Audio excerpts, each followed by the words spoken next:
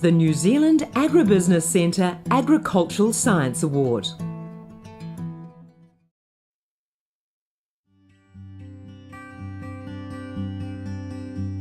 We know that cows are all different. That's why we're trying to measure something. We have to have several cows.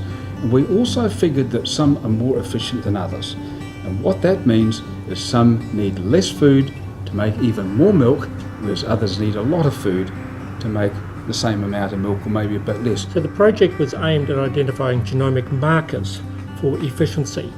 And to be able to do this, we put about 1,050 6 to 8 month old Holstein Friesian heifer calves through the pens and fed them in the pens for 60 days. We measured their intake and their live weight gain, and we identified that the 10% most efficient calves ate 20% less than the 10% least efficient calves. So then we took the most efficient calves and least efficient calves through to lactating animals and put them through the pens. The important thing was the calves that were identified as being most efficient were still the most efficient when lactating.